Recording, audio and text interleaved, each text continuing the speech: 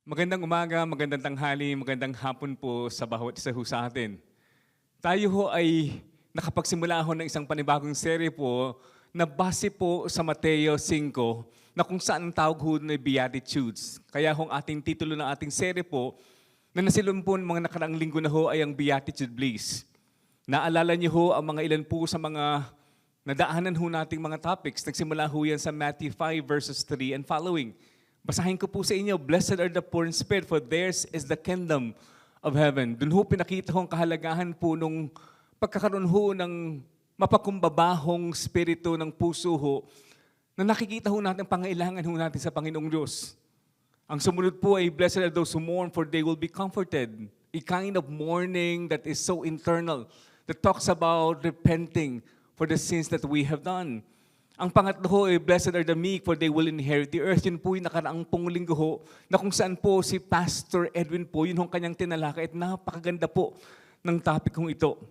Ngayong araw pong ito, sa pagpapatuloy ng ating serye po, maganda ho nating silipin, aralin po ang Matthew 5 verse 6. Basahin ko muna ho sa Ingles. Anong sabi doon?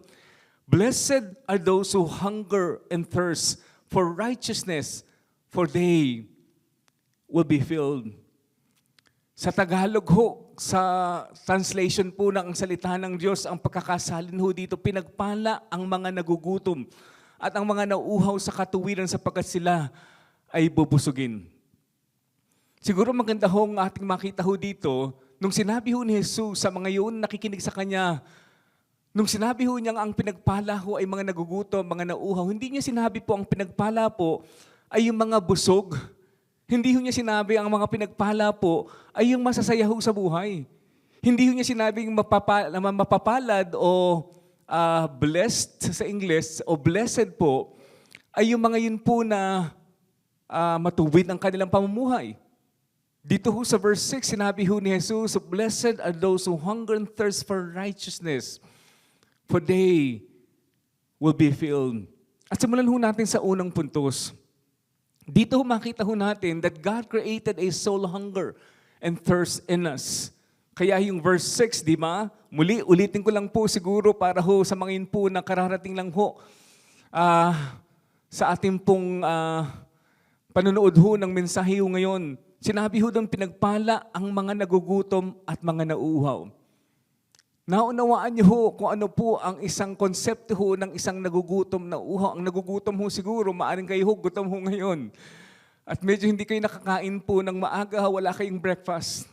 At kumukulo na ho yung inyong tiyan. At maya-maya ho, naghahanap na ho kayo ng kakainin. Punta kayo ng ref, okay? Ang iba nakapagluto ho ng maaga. Naghahanap ka ng isang pwedeng maisubo, makain po para matanggal ho yung discomfort po sa ating naramdaman po sa ating mga tiyan. At alam niyo rin po ang konsepto ho o at least larawan po ng isang uhaw. Yung alam mong nanunuyo ang kanya pong lalamunan.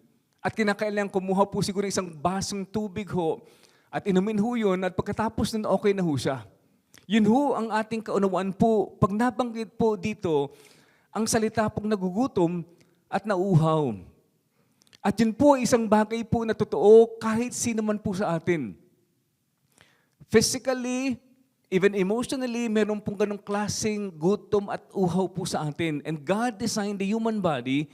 He designed it with a built-in hunger mechanism so that we will feed and nourish our bodies regularly. And it is a great system. Pero ang tinutukoy ho dito ay hindi lamang po physical o emotional pong pagkagutom at pagkauhaw. The word that Jesus used here when Jesus said, "Blessed are those who hunger and thirst for righteousness," it is more specific. Jesus was talking about a soul hunger. Ang kanya pong tinutukoy ho dito, hindi lang po yung tipong pangailangan pong physical o emotional, kundi ito ho ay ang kanyang tinutukoy dito ay pangailangan po ng ating kaluluwa. It's a soul hunger. This is not a casual desire or hunger and thirst. It's not a momentary feeling and not even an emotional whim. It is a passionate and continuous yearning na hindi may ibsan po yung gutom at uhaw po ng isang pandesal lang ho o isang basang tubig. Yun ang kanya sinasabi dito. Si William Barclay po, nung pinaliwanag niya po yung phrase na hunger and thirst, sabi ho niya, the hunger which is this beatitude describes as not gentle, o siguro kung hanapin mo yung synonym po ng word na gentle, refined or polite. Hunger which could be satisfied with a mid-morning snack. The thirst of which it speaks is no thirst which could be quenched with a cup of coffee or an iced drink. It is the hunger of the man who is starving for food and of the man who will die unless he drinks. Ang ginamit pong salita ni Jesus ho dito ay isang salita hong naglalarawan po ng desperation, which means to be famished or starved. John MacArthur po, isang pastor ho sa Amerika, ang sabi niya, Jesus was talking about hunger and thirst to people who understood this kind of want. The Greek verbs are very powerful.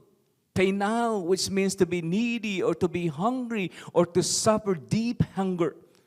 The other word is the word dipsao, carries the idea of genuine thirst. And Jesus puts the strongest physical impulses in a continuous action. Present participle, the ones who are hungering, the ones who are thirsting. And pag tinignan niyo ho yung word hong hungry, siguro maalala niyo rin po yung sinabi po sa Matthew 4 verse 2. Si Jesus po nakaranas po ng pagkagutom. Ba't ibang klaseng gutom ho ito? Sabi ng Matthew 4 verse 2, after fasting for 40 days and 40 nights, he was hungry. Siguro mas maganda yung Tagalog po, Matthew 4 verse 2 o Mateo 4:2. Magandang balita ho na translation, siya'y nag-ayuno sa loob ng ilang araw ho. I mean, yung magutom ka ng ilang oras. Alam niyo yung mga anak ho natin, pag sinabing, I'm hungry. Hindi naman sila gumagamit po ng salitang, I'm famished. Okay? O kaya pwede minsan, I'm starving. Ba't ilang araw lang ho, kakakain lang ho nila, pero yung nakaganda sinasabi ng mga anak ho natin. But dito ho, 40 days, ilarawan niyo ho yun. Sino ang kaya sa atin pong mag-ayuno ho ng 40 araw at 40 gabi? Kaya ang sabi ho doon, siya'y nagutom. So you can just imagine a man like Jesus. During his time, he was on earth. For 40 days, he was fasting. Tayo nga ho, yung ating hungry na ho yun eh. Yung isang oras hindi kumakain. Nako, mainit ang ulo ng tao yung pag-uwi ng bahay ng mister mo, dapat may pagkain na ho sa harapan. Nakakaunawaan ho tayo, di ho ba? Dito ho, yung ginamit pong hungry ho dito, o nagutom mo siya, Jesus fasted for 40 days. And therefore, the Bible said he was hungry. Paano man ho yung gamit pong salitang thirst? Ginamit din po yung katulad po ng ating ginagamit po sa Matthew 5. Blessed are those who hunger and thirst for righteousness. Sa John 19 verse 28, itong sabi ho dito, o ang pagkakatagalog ho doon, pagkatapos nito, underline ho yung mga salitang pagkatapos nito. Sapagkat ano bang naganap nun? It's a loaded word kung sasabihin ko po sa English, which means after Jesus had been arrested, he went through a lot of trials, having the crown of thorns pressed down upon his head, having his back flogged, and he was bleeding openly to death. And then he carried the cross and nailed to the cross. Yun ho ang ibig sabihin ng pagkatapos nito. Yun ho ang kanyang dinaanan. Balikan ko po ang salita ng Diyos, John 19 o Juan 19:28. Pagkatapos nito si Jesus na nakakaalam na ang lahat ng mga bagay ay naganap na, ay nagsabing, ito ho, pakinggan nyo, ako ay nauuhaw. Sinabi niya ito upang matupad ang kasulatan. It is a level of dehydration and longing for water. The word thirst here is a word that probably any one of us has never experienced. At yun po ang pagkagamit po ng Matthew 5 verse 6. Nung sinabi niya, blessed are those who hunger and thirst. Hindi isang basong tubig lang ho pag nauhaw ka. Hindi ho isang pandesal lang yan o kanin po sa isang platito ho na may kasamang adobo. Yun ho, grabe siguro yung gutom at uho niyan, hindi sapat po yung isang pandesal. Baka isang dosenang pandesal na may kasamang pansit at may kasamang pang-adobo. Yung ganong klaseng gutom mo yun. Si Charles Stanley ho, nung dinefine niya ho yung words na hunger and thirst, ang sabi, it's a longing given by God. It's a soul hunger. It is a divine and holy thirst. Because there's a soul hunger that was built inside of us, every one of us. Because we were created in the image of God. A spiritual hunger or soul hunger, a desperation and deep drive so intense as a craving. That we need more than food and water and human love. And God has placed that holy hunger and thirst in every human being. Ecclesiastes 3 verse 11. Ang sabi ho nito sa English, He has also planted eternity, a sense of divine purpose in the what? In the human heart. Lahat tayo. A mysterious longing which nothing under the sun can satisfy. Anong sabi doon? Except God, maliban ang Diyos.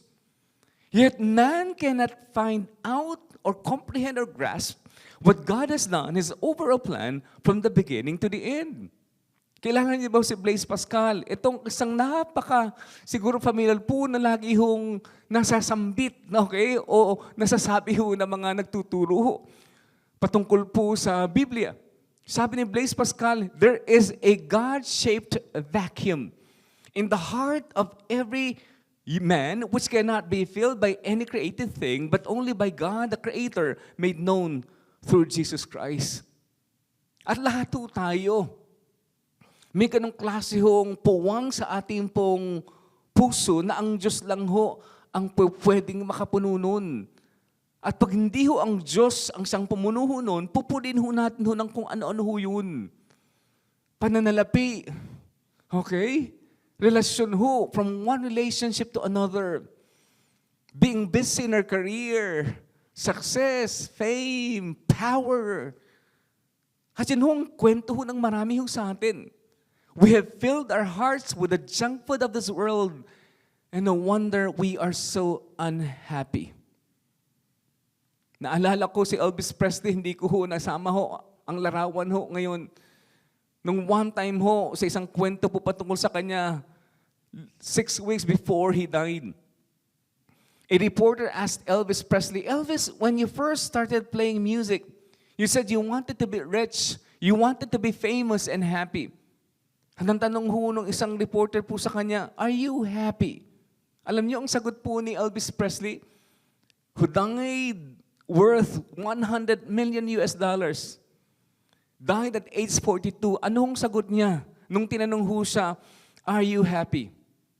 Ang sagot ho ni Elvis Presley, I'm lonely as hell. Si Bertrand Russell po, who was known as one of the famous atheists the world has ever known. He lived almost 100 years, from 1870 to 1970. But as much as he promoted atheism in his books and writings, Russell longed in his heart for something more than he had experienced in this earth. In one of the books, this is what he said, the center of me is always and eternally a terrible pain, a searching for something beyond what the world contains, something transfigured and infinite. The beatific vision, God, I do not find it. I do not think it is to be found, but the love of it is my life. It is the actual spring of life within me. Sa lahat ng kanyang sinabi ho, kita niyo dito sa kanyang sinabi po dito sa quote na ating binasa, meron pong inner hunger for something more sa kanyang puso. Ba't hindi niya hinahanap sa Panginoong Diyos? Hindi niya mahanap sa ibang bagay? At ayaw niyang pahintulutan po ang Diyos ang pumunuho nun. Kaya andun po yung dissatisfaction. Uhaw po at gutom ho ang taong katulad niya. At yun po ang unang puntos na gusto kong iwan sa atin. That there's a soul hunger. Not just physical hunger. Not just emotional hunger. But the soul hunger, okay, hungers and thirsts for righteousness. But ito ho yung pangalawa. That the soul hungers and thirsts for righteousness. Hindi lang ho tayo nilikha ng Panginoong Diyos na may ng klaseng gutom at uhaw po sa kalooban ng ating puso na hinahanap ho natin sa iba-ibang bagay na hindi ho mapuno ng kahit ano na ating ginagawa. Ho, pag-aangkin ang mga bagay-bagay ho sa buhay. Balikan natin Matthew 5 o Mateo 5. Sa is, pinagpala ang mga nagugutom at mga nauuhaw sa katuwiran sapagkat sila ay bubusugin. Alam niyo ho, yung ganong klase pong hunger and thirst to be right or to be righteous, I guess any human being, alam niyo may ganong klase pong, I guess, paghahanap po na maging matuwid, maging maayos ho ang ating pamumuhay. At alam niyo ho yan, kahit sino ho na may konsensya ho, nakararamdam yan. Pag ang katabi mo, o asawa mo man yon, o anak mo man yon, o kapatid mo man yon, o kasama mo sa church po, biglang suddenly tumahimik. At bilang ka nangangapa, hindi mo alam bakit bilang tahimik siya, but alam mo sa kalooban mo, that there's something wrong. At gusto mong ayusin yun. At lahat ho tayo may ganong klaseng pagnanais po na may maayos po sa ating pamumuhay. But ang sabi ho dito ng Biblia, at sabi ho ni Jesus, ang totoong blessed, and now God will fill, okay, yung ganong klaseng craving. Yung sinasabi ho niyang, blessed are those who hunger and thirst for righteousness. And the question for us today is this, what do you hunger and thirst for? What do you fill yourself with when hungry and thirsty? Kasi ang sabi ho ni Jesus, blessed are those who hunger and thirst for righteousness. Yung katuwiran po ang kanyang pong ninanais, hinahangad po. At yung word pong righteousness is a big word in the Bible and is many times in the entire Bible. Kaya pag inaral niyo po, ang word na righteousness, sa Greek po, ito ay sinasabi pong dikaiasone, which basically means two things. Una, to be right with God. Ang pangalawang kabahagi po ng word na righteousness is to be right with others. Kumbaga nung sinabing to be right, to hunger and thirst for righteousness means that you strongly desire being right with God and with others as you desire your daily food and water. Someone has said, a righteous man is someone who is in right standing with both God and man. Hindi lang Diyos. Hindi lang maayos ang pamumuhay mo sa kapwa mo, kundi maayos unang-una sa lahat ang iyo pong katatayuan po at relasyon sa Panginoong Diyos. A righteous person is one who has integrity and purity of life. Paliwanag ko ho ng konti pa yung salita pong righteousness. Nung sinabi kong dalawa ho ang kanyang kahulugan. Una, being right with God. It means having a relationship with Jesus Christ.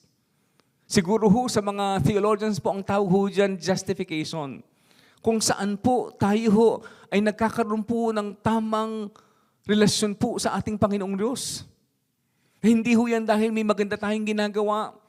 Okay? Nagpapakabait ka. Ginagawa mo yung dapat mong gawin bilang isang tao ho. Tumutulong ka sa mahirap. Nagbibigay ka ho ng ikapo sa iyong church na pinupuntahan. Tumutulong ka sa mahirap. Nag-aayuno ka. Hindi ho yun ang tinutukoy ho ditong righteousness. At ang unang righteous na tinutukoy ho dito ay yung meron kang maayos na relasyon po sa Panginoong Diyos. It's being righteous before God. And we can never attain that alone. Wala hong tinatawag pong self-righteousness. Kundi ang ating righteousness should be a righteousness given to us by God. In Romans 1 verse 17, anong pagkakasabi ho doon? Ang Tagalog ho, ang salita ng Diyos pagkakatranslate, sapagkat ipinahayag sa magandang balita kung paano tinuturing ng Diyos na matuwid ang tao. Sa panong paraan, at ito'y sa pamamagitan lang ng pananampalataya, hindi dahil sa ating kabutihang gawa. Ayon nga sa kasulatan, sa pananampalataya, mabubuhay ang matuwid. Friends, it is God who had made us righteous. As I've said earlier, we cannot make ourselves righteous. In Romans 3 verse 20, muli sa Tagalog ho, sapagkat walang sino man ang tinuring ng Diyos na matuwid sa magitan ng pagsunod sa kautusan. At yun ho, marami sa atin, di ho bang ang kaalaman po ng isang matuwid na tao ho, yung sumusunod ka sa 10 utos ng Diyos na wala hong nakagagawa ho nun. We are all sinners. And we need the grace of God. Kaya ang simula ho ng Beatitudes, blessed are the poor in spirit. Yung alam mo, you're bankrupt spiritually. Kailangan mo ang tulong ng Panginoong Diyos. Muli balikan ko ang Roma 3:20, sapagkat walang sino man ang ituturing ng Diyos na matuwid sa magitan ng pagsunod sa kautusan. Sa halip, pinapakita ng kautusan sa tao na makasalanan siya. Yun ho yun. Kaya nung tinukoy po yung salitang righteousness, it's your relationship with God. It's not what you do, it's what Christ has done. Righteousness is not found in what we do, it's found in Jesus who is righteous. And we can only find it through Jesus Christ. Sa Roma 3:23 hanggang 25 po, anong sabi ho doon? Sapagkat ang lahat ay nagkasala at hindi naging karapat-dapat sa paningin ng Diyos. Ngunit dahil sa biyaya ng Diyos sa atin, tinuring niya tayong matuwid sa magitan ni Kristo Jesus na siyang tumubo sa atin. Ginawa ni Kristo yun eh. It is finished. When He was crucified on the cross, it has been done. Ito'y regalo ng Diyos. Verse 25, sinugo ni si Kristo Jesus sa mundo para ialay ang kanyang buhay nang sa ganoon mawala ang galit ng Diyos sa atin.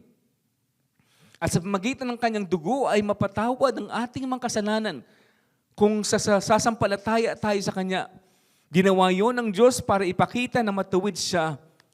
Noong unay nagtimpi siya at pinalampas ang mga kasalanang ginawa ng mga tao kahit na dapat sana'y pinarusahan na sila.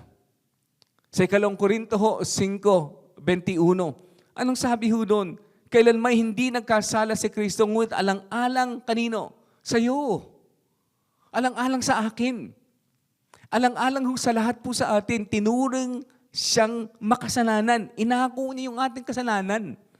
Para sa pamagitan niya ay maituring tayong matuwid ng Diyos. And that is the greatest news, the good news that the Bible is talking about. That again, Jesus had done it. It is finished. Nothing that you do can make you right with Him. It has been done. That as pastors here in Pinnacle Village, that we want us to be right with God. And that is our prayer for today. That after today's message, you will decide to make Jesus your righteousness, and that's only possible by accepting the righteousness from God, the gift that comes from Him. It comes by submitting our life to the Lordship and authority of Jesus Christ. Si J.N. Darby ho, ang sabi niya, to be hungry is not enough. I must be really starving to know what is in God's heart toward me. Remember, when the prodigal son was hungry, he went to feed on the husks. But when he was starving, he went to his father. Yun ang unang bahagi po ng salitang matuwid o sa English, righteousness. That I am right with God. And the only way we can be right with God is because Jesus had done it. And all we need is to submit to His Lordship and authority. But ano yung pangalawa? Yung salitang righteousness is not only who I am in Jesus Christ, but also it means living right before others or being right with others. It is who I am becoming in Jesus. Sa church po o yung mga theologians po, ang tawag ho nila sanctification. May paglago sa karakter ng isang manampalataya. At patuloy ho siyang lumalago. It is a practice in life. It is a lifestyle. Pakinggan niyo po yung unang Juan 2:29. Alam mo, hindi lang po yan yung kung sino kasi kay Jesus, kundi kung anong nagaganap sa buhay mo araw-araw, nagbabago ka ba? Sabi ho ng unang Juan 2:29, alam nyo na si Kristo ay matuwid. Kaya makakasiguro kayo ng lahat ng taong gumagawa ng matuwid ay mga anak ng Diyos. Ano sa English? Hindi ko lang naisama. Ang pagkakasalin ho doon, those who practice righteousness. So dapat ho, lifestyle, it's a practice. Na yung righteous na tinutukoy ho dito, hindi lang ho ito yung, kung sino ako sa Panginoong Diyos, okay na ako. Ay, matagal na akong manampalataya, akit ako ng langit. Hindi, yung araw-araw na buhay mo, nagbabago ka ba? Nagiging kawangis ka ba ni Kristo? Nakikita ba ng ibang tao, si Jesus sa buhay natin, o more of ourselves is sin by other people? Si Paul, ang sabi niya kay Timoteo, sabi niya sa 1 Timothy 6:11, ngunit ikaw, sabi niya kay Timo, bilang lingkod ng Diyos, iwasan mo ang mga bagay na yan. Sikapin mong mamuhay ng matuwid. Banal, may matibay na pananampalataya, mapagmahal, mapagtiis, at mabait sa kapwa. Sa Ingles, pursue righteousness. In Proverbs 12 verse 28, living right is a pathway that leads to life and away from death. So nakikita niyo yun? Hindi lang ako at ang Diyos, dahil sa ginawa ni Kristo, I am now righteous, matuwid ako. But dito kasama doon yung nakikita sa buhay natin. Kaya madaling sabihin ng isang tao kapag mananampalataya, pag maayos ang kanyang pamumuhay, ay matuwid ang taong yan. Nakikita ng pagbabago ng kanyang buhay. Si Kenneth Bailey itong sabi niya, Jesus did not say, blessed are those who live righteously and maintain a righteous lifestyle. Rather, he affirms, blessed are those who hunger and thirst after righteousness.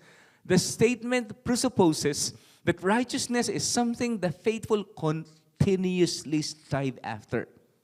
Walang katapusan habang nabubuhay tayo.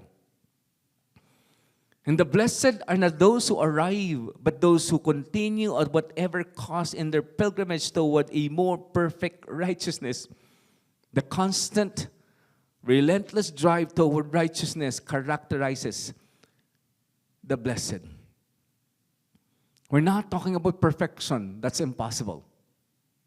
We will only be perfect with God in heaven. It's the direction of our life.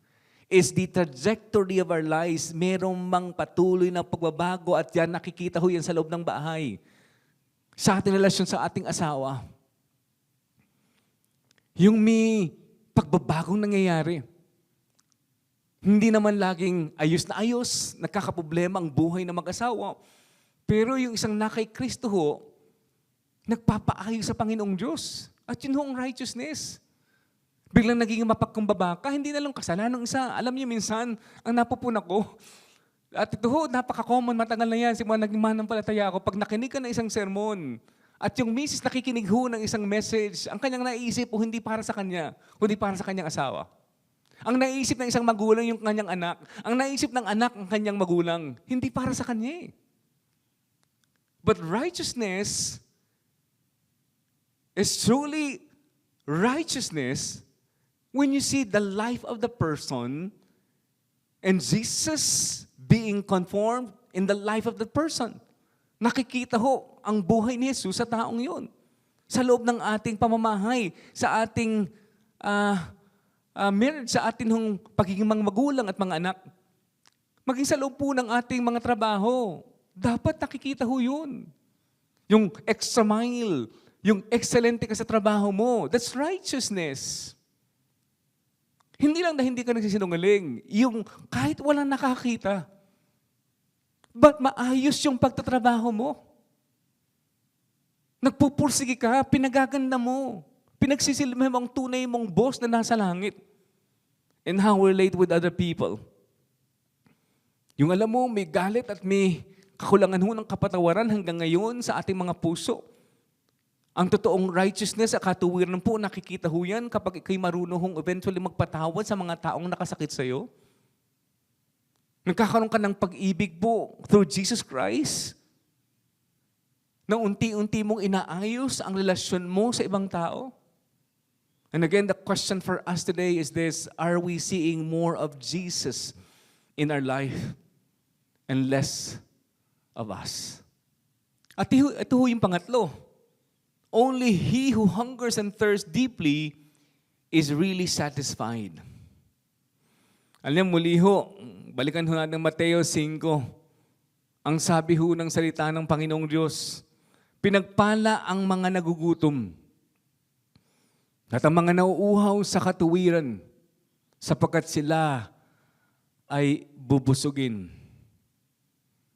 Naalala ko rin ang Proverbs 21 verse 21. Whoever pursues righteousness, hindi sinabing whoever pursues happiness. Whoever pursues righteousness and love finds what?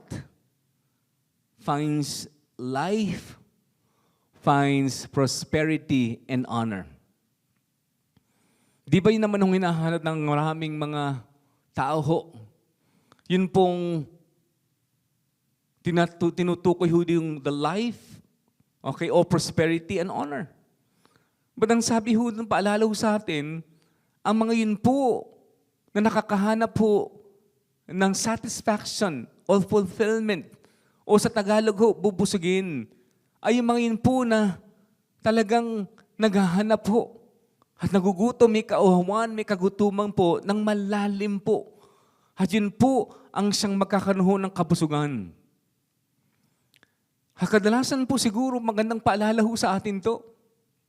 Instead of pursuing po happiness, which many of us probably had experienced just pursuing happiness for the sake of pursuing happiness. It's the American dream again. It's the European dream. The dream of just being, rich and hindi masama ho na yumayaman ng tao. But hindi ho sapat ho yun. Because the pursuit of happiness after some time, you would realize it doesn't make us satisfied and fulfilled. It's an empty, unsatisfying life. And God was saying, the way to be satisfied is to pursue righteousness, being right with God, and living right. Yes, we can have a happy life, katulad sabi ko kanina, but an empty life. Because God alone can completely fill or fully satisfy that need. And again, we need to hunger and thirst deeply in our hearts. Si John Ortberg po, isang dating pastor po dito sa California, sumunod po ng aklat, You Have a Soul.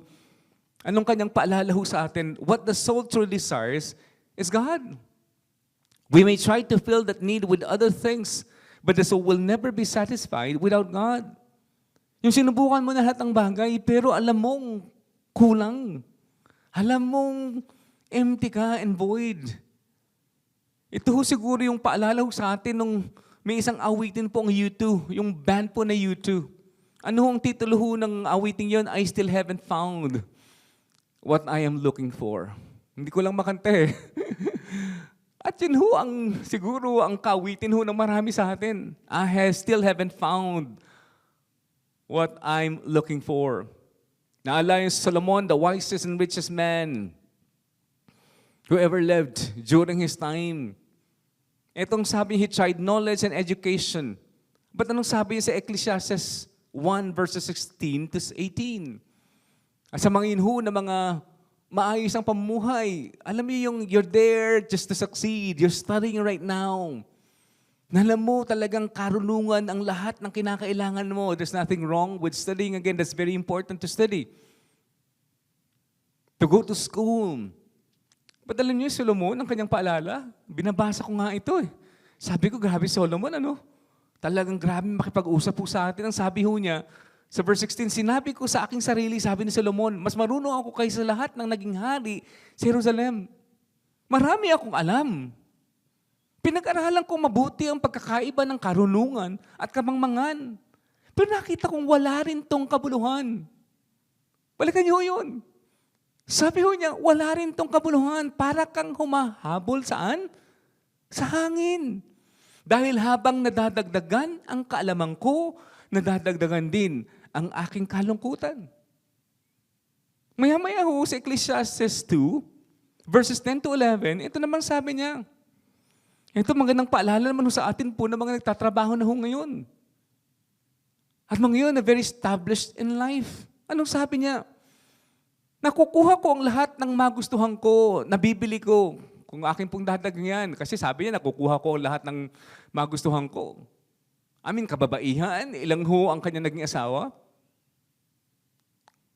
Kung saan-saan ho siya pwedeng magbiyahe. Alam niyo, siguro listahan ng kanya mga, places to visit this year. Places to see next year. Kahit anong gusto niya. Business class pa siya every single time. Lilipad siya. Hindi ho masama yun. Sabi niya, nakukuha ko ang lahat ng magustuhan ko. Ginawa ko ang lahat ng inaakala kong makapagpapaligaya sa akin. Nasihang ako sa lahat ng pinaghirapan ko. Ito ang gantimpala sa lahat ng pagsusumikap ko. Nakaka-relate ba kayo? Pero nang isipin kong mabuti, ang lahat ng ginawa at pinaghirapan ko, Naisip ko na walang kabuluhan. Yan na naman po. Ang lahat ng pinagsikapan ko nito sa mundo. Kaya sinabi niya sa Ecclesiastes 2 verses 17 to 18. Kaya kinamuhian ko ang buhay dahil kahirapan ang dulot ng lahat ng ginagawa dito sa mundo. Ang lahat ng ito ay walang kabuluhan. Paulit-ulit niya sinasabi, vanity, vanity, striving after the wind. It's meaningless sa English. Kaya sabi, ang lahat ng ito ay walang kabuluhan para ka lang humahabol sa hangin. Kinainisan ko ang lahat ng pinaghirapan ko dito sa mundo dahil maiiwang ko lamang o ko lang ang mga ito sa susunod sa akin. At yan ho ang kwento ho ng ilan ho sa atin. You're trying to look for something new. And what is the latest? Something exciting, more exciting, something bigger to fill up our lives. And then we realize we are still not satisfied and we want something more. Bakit ho ganun? Again, sabi ko nga kanina, only God can fill that void in our hearts. Matthew 5 verse 6, balikan natin sabi ho doon. Sa English na lang ho aking babasahin. Great blessing belong to those who want to do right more than anything else. Ito ho, underline these words. God will what? Hindi lang sinabing satisfy. God will fully satisfy them. Sa isang translation po, GNT, happy are those whose greatest desire is to do what God requires. God will satisfy them fully. Psalm 107 verse 9, maraming scripture about satisfaction where the word satisfy was used. But Psalm 107 verse 9, for He, God, satisfies the thirsty and fills the hungry with what? With good things. At dun sa Mateo 5 po, yung ginamit ng word na satisfied means total filling and overflowing like you have never seen before. Nung translate po, galing po sa original po Greek, yung word na gor sa English, which makes us think of feasting in the things of God. Yung satisfaction, hindi lang yung tipong konti, marami yan. You're feasting, total filling and overflowing. Okay? Like you have never seen. At tayo hanggang hindi natin matagpuan kay Jesus, yung ganong kasapatan po, yung restlessness and longing and craving will continue because those two things are universal traits of the human heart, restlessness and longing. And that is the reason God is saying the way to be fully satisfied is to hunger and thirst for righteousness, and that is through Jesus Christ. St. Augustine said, our heart is restless until it rests in you. Si C.S. Lewis po, itong sabi, God made us, invented us as a man invents an engine. A car is made to run on petrol. It would not run properly on anything else. Now God designed the human machine to run on himself. He himself is the fuel. Spirits were designed to burn. Or the food or spirits were designed to feed on. There is no other. That is why it is just no good asking God to make us happy in our own way without bothering about religion. God cannot give us happiness and peace apart from Himself because it is not there. Naalala niyo ng kwento ho ng Samaritan woman. John 4 o Juan 4 ho. Naalala niyo lumapit po yung babaeng yun ho at nilapitan niya si Jesus. She asked Jesus for water to drink. Okay. But she was a social outcast, being a Samaritan. At alam niyo yung kwento yun, pag napapakinggan niyo yung kwento ng Samaritan woman, she was married 5 times. At nung kausap po ni Jesus, pang-anim na ho yung lalaki ho, na hindi pa ho niya pag-asawa talaga o kasal. So ang tingin ho ng maraming tao sa kanya, she was loose and she was shameful. But Jesus, when Jesus was talking with this woman, Jesus knew what she really needed. At dito, alam yung pag-aalok ho ni Jesus na ang kailangan ho niya ay ang totoong tubig, a spiritual water. Pag binasa mo po yung Juan, okay, English na lang ho, John 4 verse 14 to 15, Jesus said, everyone who drinks this water will get thirsty again and again in Jacob's well. Walang katapusan, lagi kang igib ng igib. Tama ba yung Tagalog ko? Anyone who drinks the water I give will what? Will never thirst, not ever. The water I give will be an artesian spring within gushing fountains of endless life. The woman said, nung napakinggan mo ang sinasabi ni Jesus, okay, kasi ang kanyang iniisip po, yung literal hong tubig na kanyang gustong inumin. Kaya ang sabi ho ng babae ho kay Jesus, "Sir, give me this water so I won't ever get thirsty, won't ever have to come back to this well again." Alam niyo ho, the Samaritan woman was thinking about physical thirst. But Jesus was talking about something more than just physical thirst. Jesus was talking about quenching something that is deeper within her, the Samaritan woman. Jesus was talking about bringing satisfaction to her heart in the ways nothing and no one can. Hindi kaya ng 5 lalaki po na naging asawa ho niya at pang-anim na ho yung sumunod. Jesus was talking about something that He only can offer, that only He can satisfy the deepest longing of the human heart. Being married 5 times, and basically Jesus was saying, you have been looking for love that no man can satisfy. And that's real, and that's true. That is that the woman is us, basically. There's a deeper longing in the soul of every human heart that this woman tried to satisfy through human relationships, like marriage and friendships, who are very important in life. But again, paalala ho, kapag napapakinggan ko yung sinasabi ng iba, itong asawa ko, siya ang kumumpleto sa akin. At minsan ho, pag napapakinggan ko yun, paalala ho na hindi po yung asawa mo ang kumumpleto ho sa'yo. Yes, your wife now is a complement.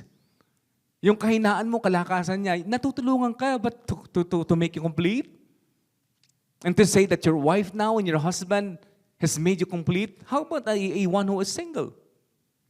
Are you saying hindi siya kompleto?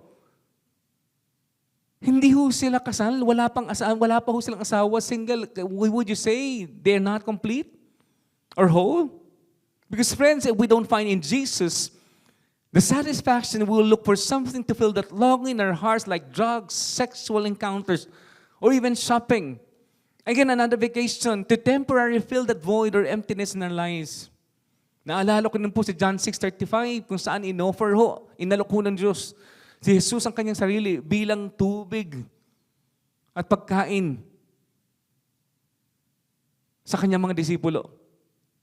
Verse 35, anong sabi ko sa Tagalog? Sinabi ni Jesus sa kanila, ako ang tinapay na nagbibigay buhay. Ang sino bang lumalapit at sumasampalataya sa akin ay hindi na, magugutom o mauuhaw kailanman.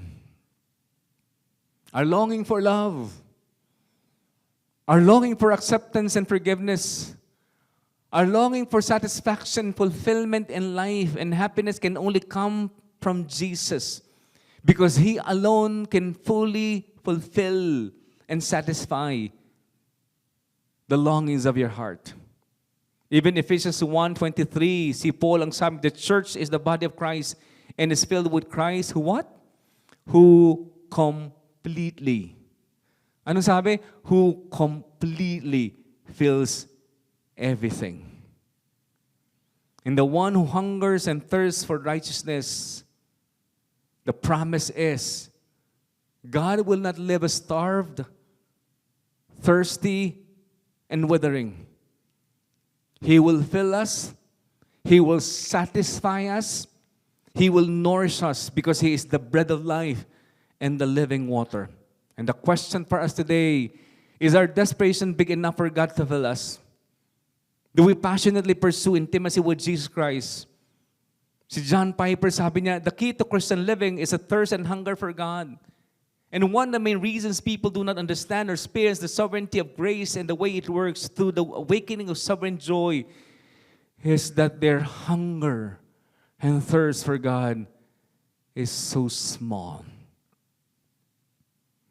Kaya ang tanong sa atin ngayon, gaano ho kalalim?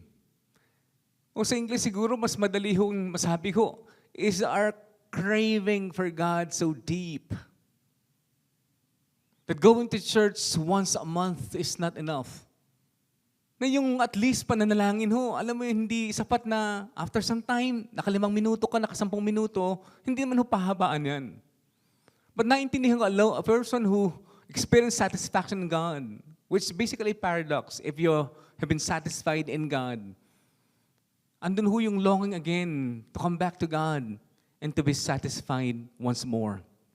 But sadly, many Christians on experiencing the satisfaction God had promised to those who hunger and thirst for righteousness. Hindi ito pang-araw-araw na experience na marami po sa atin siguro. Kaya nanunuyo, napapagod ho. Yung kilala mo si Jesus bilang Panginoon, tagapagligtas, but hindi ho katulad ho ng gutom hong naranasan po ni David at marami pang halimbawa po sa Biblia katulad ho ni Pablo. I'm afraid one of the biggest problems that many of us Christians have is that we are not really getting satisfied in our time with God like we should. Siguro ho, magandang paalala ho yung ano dapat natin gawin. If we want to develop po and maintain the spiritual appetite and hunger for God, what do we need to do? How do we grow in our hunger and thirst for righteousness? Ito mabilis lang po. Avoid spiritual junk food. Ang New York Times sabi ho, poor diet is the leading cause of mortality in the U.S., causing more than 500,000 deaths per year. Kasi noong pwedeng maging problema ho ng isang manampalataya. Ang kanyang pagkain ho, puro junk food. Ang kanyang kinakain ho araw-araw ho, siguro McDonald's and Jollibee. Wala ho siyang real food ho na pwedeng makatulong sa kanya at magbigay ho ng sustansya. Naalala kong Proverbs 15 verse 14, a wise person is hungry for knowledge, while the fool feeds on trash. The Message version, an intelligent person always eager to take in more truth. Fools feed on fast food fads and fancy. Yung tinatawag pong junk food o fillers will probably satisfy for a short amount of time, but over time, those things that we are feeding our minds and hearts can spoil our hunger for God and take away our spiritual hunger for God. Friends, stop feeding ourselves with that takes away our spiritual hunger. Mga bagay po na maaring okay naman, pero hindi nakatutulong ho ng ating muling paglago ho at pagnanais po sa Diyos. Yun ho una, ano yung pangalawa? Ang pangalawa is to feed into God's words daily. You will hear this often, you are what you eat. And as believers, we need to feed into His words because that is our real food, hindi junk food. Because the real food will nourish us. And when we feed into God's words, we will grow in our knowledge of Him. Para ho tayo si Jeremiah. Nung sinabi niya sa Jeremiah 15 verse 16, when your words came, anong sabi? I ate them, kinain ko. Naalala ko rin ng Matthew 4, wala ho dito sa ating ating PowerPoint. Matthew 4 mentioned not live by bread alone, but by every words that proceed out of the mouth of God. Kaya si Jeremiah, sabi niya, when your words came, I ate them. Kinain ko. They were joy and my heart's delight, for I bear your name, O Lord God Almighty. Friends, the more we read the scriptures and the Bible and the Word of God, the more we want to read it. Bakit ito? Yun ho nagbibigay ng enerhiya sa atin at lakas. Yun basically ang sinasabi ng Hebrews 4 verse 12, for the Word of God is what? Is living and powerful. But ano ho yung panghuli? Desire to be with other followers of Jesus. We want to develop that appetite for God.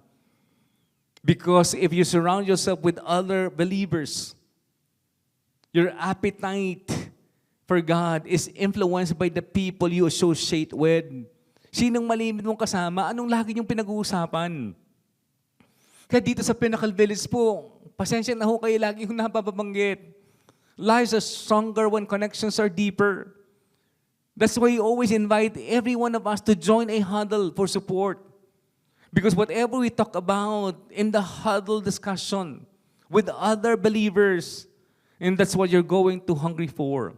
Proverbs 2 verse 20, so join the company of good men and women. Marami ho yan sa Pinnacle Village. Okay ba ho yan? So join the company of good men and women. Keep your feet on the tried and two paths.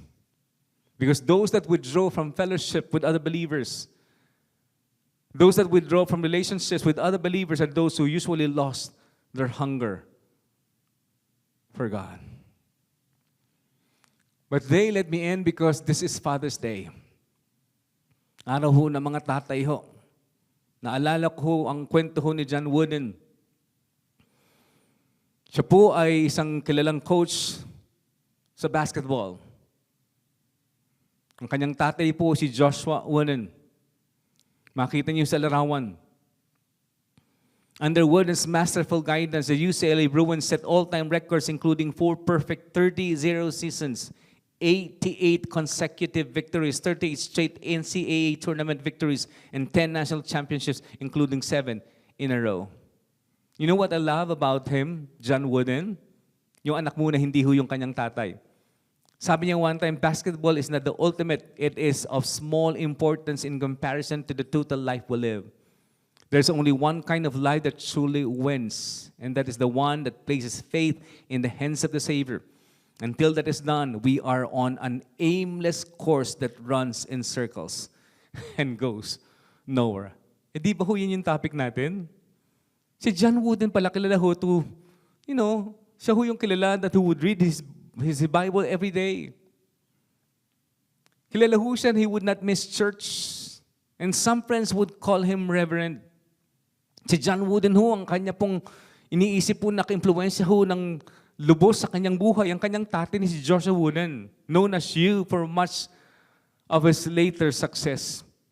At ilan ho sa mga matatandaan ho patungkol kay John Wooden, pag siya ho ay kinakausap. When people talk about being hungry and humble, sabi ho niya, some of my earliest and happiest memories involved the nightly ritual in which my father would read to us from the Bible and from classic English poets, he especially loved poetry. Siya ho yung naging halimbawa po sa buhay po ni John Wooden, yung kanyang tatay. At yun yung kanyang tinutukoy dito. Nung one time naman, tinanong siya patungkol po sa kanyang asawa. Okay? When his father loving his mother. Sabi ni John Wooden, my father's love was nowhere more apparent than in how he treated my mother. At yun ho, natutunan niya ho sa kanyang tatay. Yun ang kanyang sermong napapanood araw-araw.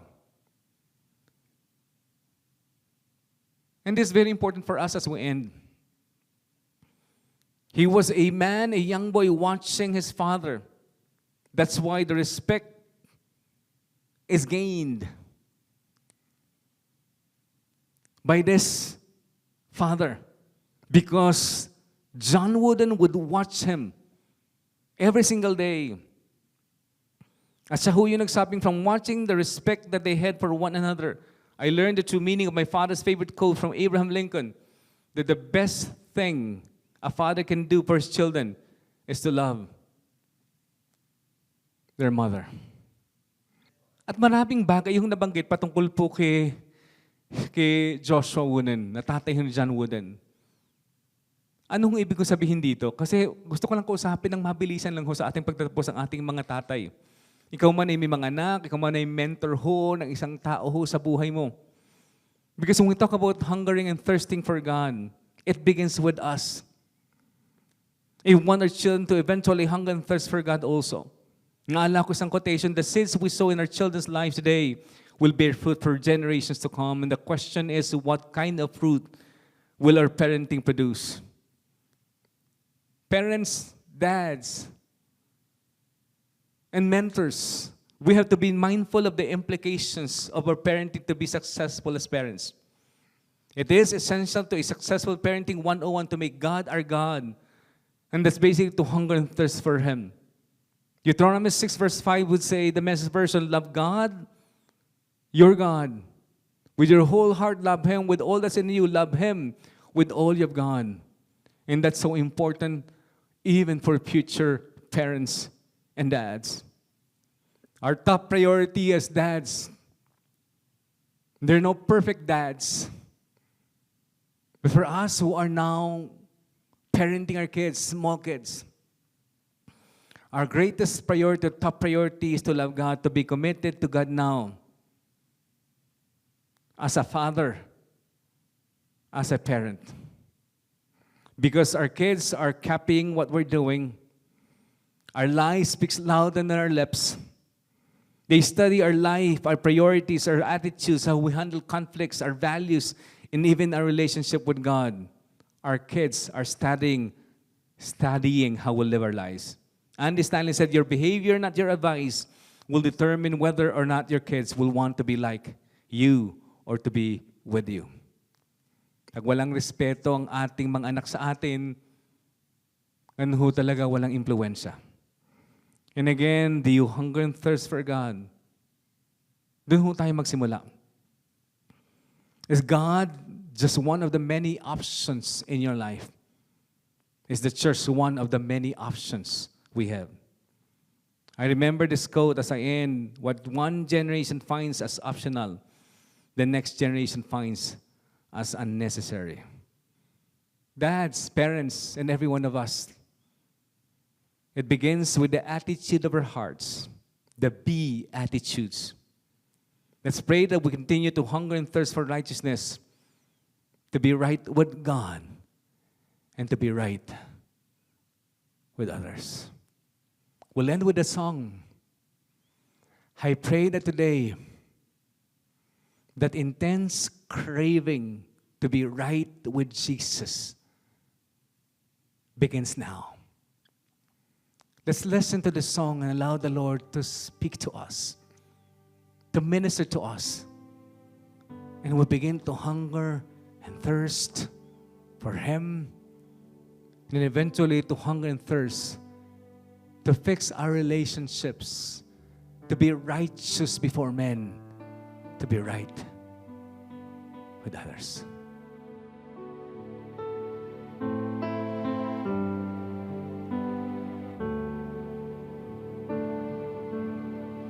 This world can never satisfy this longing in my soul. When all is lost and hope is dry, when all I feel is cold, I'm coming back to your presence.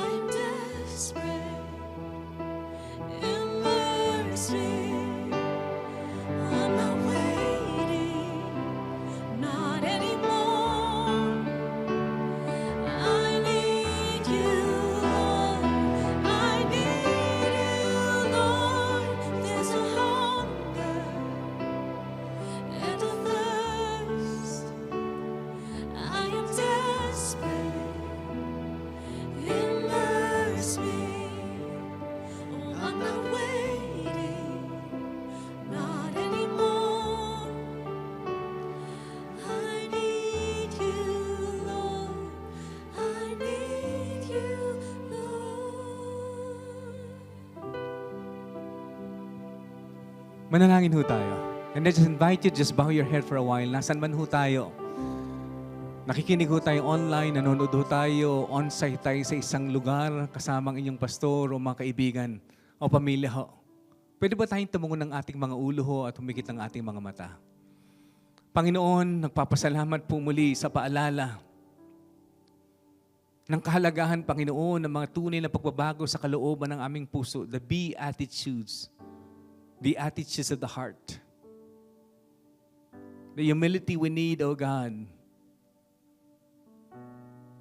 The mourning, being sorry for our sin, being meek or gentle, O God. But today, Lord God, to hunger and thirst for righteousness, for we will be filled. Lord, tinataas, Panginoon, ang aming mga sarili. Napatuloy, O Diyos, aming Ama, ang paghahanap na yun ay ibigay mo, Panginoon, na ikaw lamang siyang makapupuno, na sinubukan namin lahat ng bagay dito, O Diyos.